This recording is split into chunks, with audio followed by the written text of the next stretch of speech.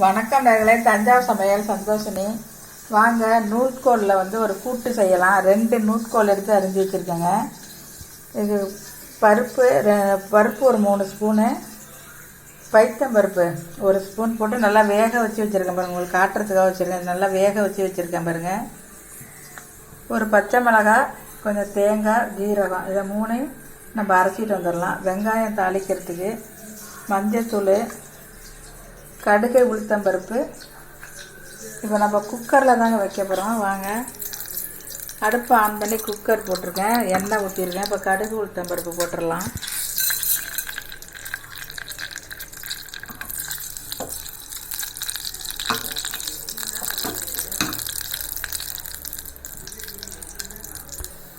இப்போ கடுகு வெடிச்சிருச்சுங்க. நம்ம வெங்காயம் போட்டுடலாம்.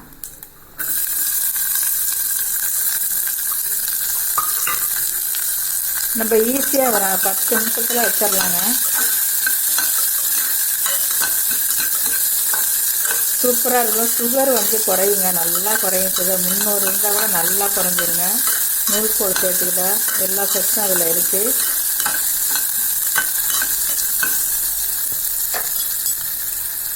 இப்போ நம்ம கருவேப்பிலை போட்டுடலாம்.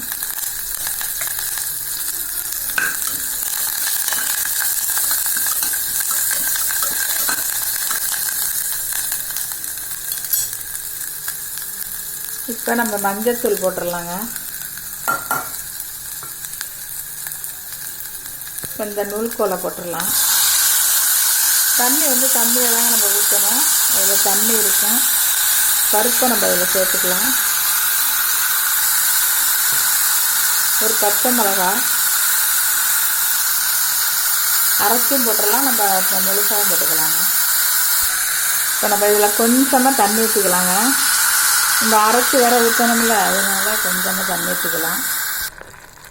இப்போ தேங்காய், பச்சை மிளகாய், இந்த ஜீரகம் அரைச்சிட்டு வந்து நேகம் அரைக்க வேண்டியதில்லை, இந்த மாதிரி அரைச்சா போதுங்க.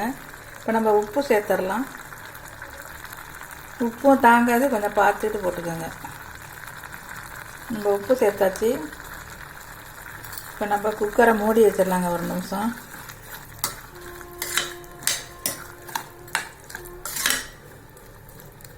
நம்ம மூடி ஒரு 2 விசில் விட்டுடலாம், போதும்.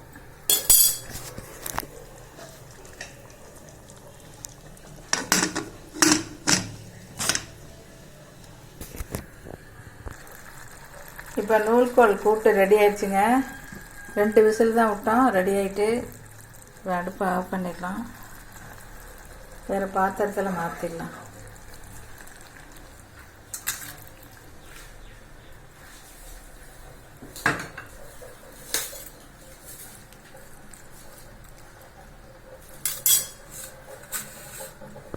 நூல்கோல் கூட்டு ரெடி ஆயிடுச்சுங்க. இதே மாதிரி நீங்களும் செஞ்சு பாருங்கள். ஈஸியாக செஞ்சிடலாம் குக்கரில். சுகருக்கும் நல்லது. இந்த வீடியோ பிடிச்சிருந்தால் லைக் பண்ணுங்கள், ஷேர் பண்ணுங்கள், சப்ஸ்கிரைப் பண்ணுங்கள். வாழ்க வளமுடன்.